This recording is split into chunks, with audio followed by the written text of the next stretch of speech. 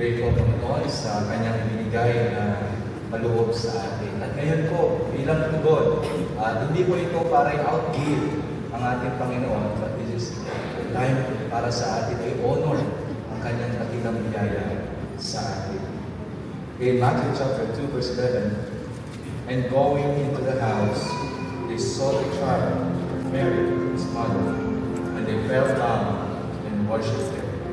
Then, opening the treasures, they offered him gifts of gold, frankincense, and myrrh."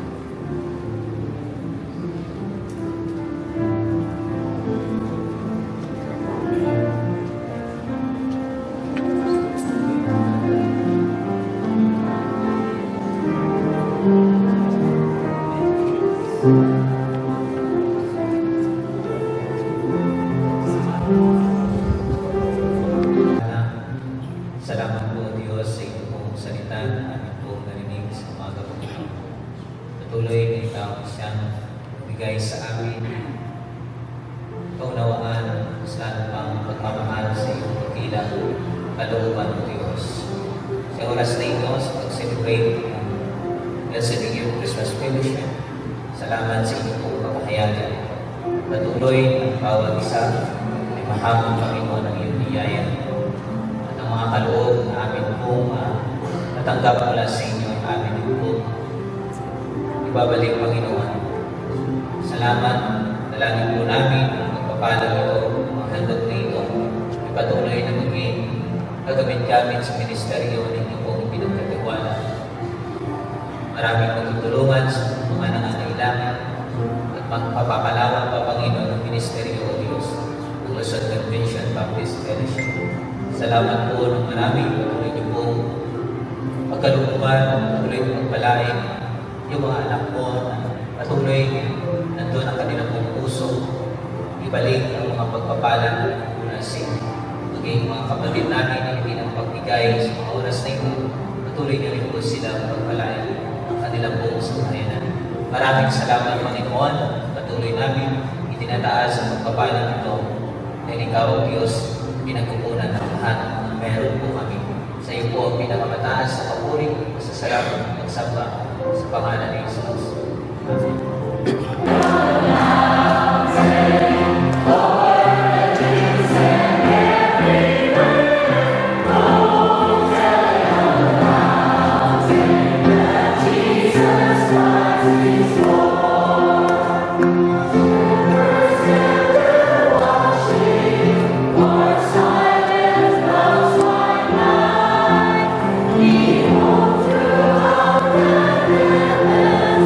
There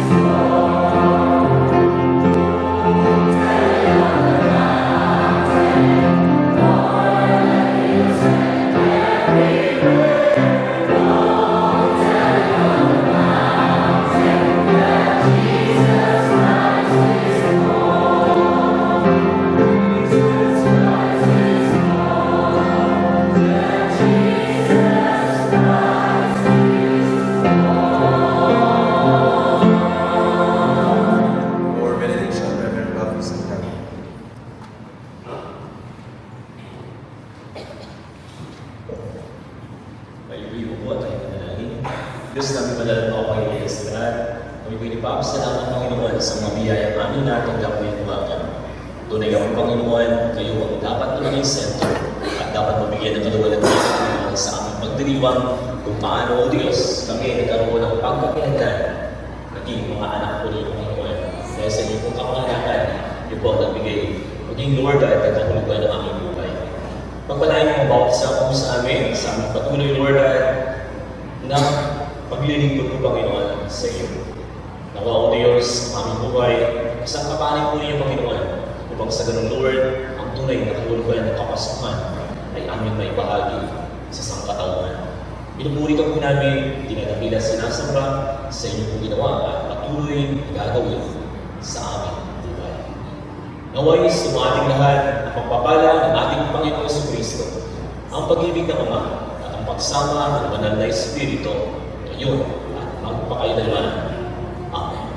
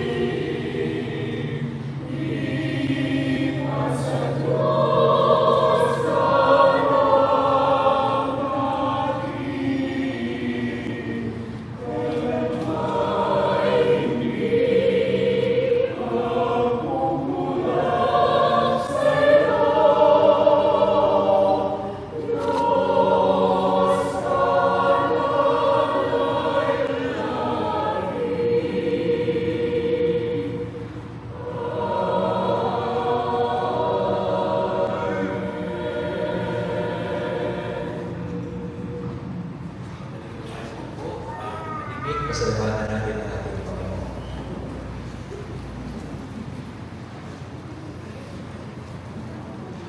Purihin ng Diyos, magdiwa magpuri sa kanyang kapanganakan.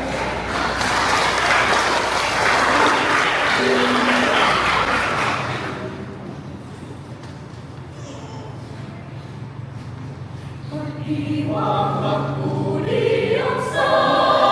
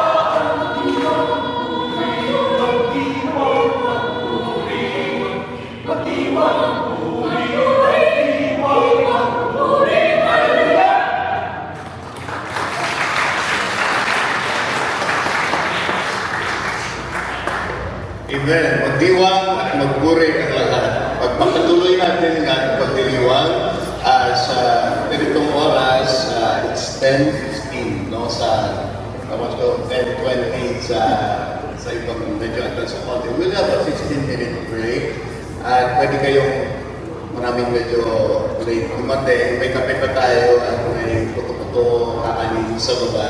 So help yourself, fellowship with one another, to take a bathroom break. After this, ang program natin, mag-iwa-hiwalay po tayo according to our auxiliaries that we are part of. So ano itong mga auxiliaries ng ating LCBF?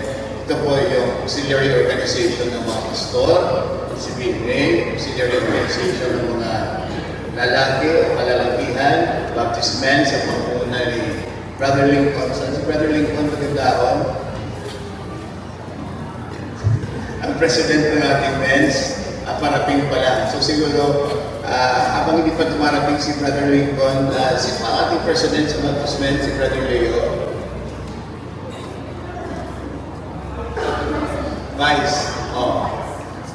So si Brother Leo muna mag-take over sa pagtitipon-tipon. And of course, sa women, si Mami Rox. Sa kabataan, si Jacob. So ano po yung inyong gagawin? We'll give you about 1 hour to meet together as an auxiliary group. No, so usually ang pinakamarami, ang kabataan ba, maiwan kayo dito sa taas, no? Sa baba, hati-hatiin namin. Ang mga pastor siguro sa board room na lang kasi tayo ang pinakamaliit na grupo. Kasi pasensya na po kayo, undergoing renovation ng Free Baptist Church, especially ang aming proposed multi-purpose building. Hopefully, next year, mas malawak na yung ating pagtitipunan. So, ang gagawin ko sa auxiliaries ay, hinggan mo, wag tayo masyadong excited. Ito yung surprise, no? Mag-meeting kayo, pwede pag-usapan nyo kung ano yung inyong business na kailangan ng pag-usapan sa organization nyo. Like if you're planning a camp or whatever, if you're coming a retreat or may forthcoming activity kayo na binabalak towards the coming of the new year or before the end of the year, pag-usapan nyo yun. Kung meron kayong ayusin, let's say year-end nyo ng mga report, gawin nyo po. Pero ang isang importanteng gagawin nyo sa inyong pagtitipon-tipon ay mag-prepare po kayo ng inyong surprise group presentation mamaya. No, so, the first half ng meeting kayo, pag-usapan nyo, and you will use the time to rehearse para sa inyong group presentation. Ang group presentation po, may price po ito sa auxiliary groups.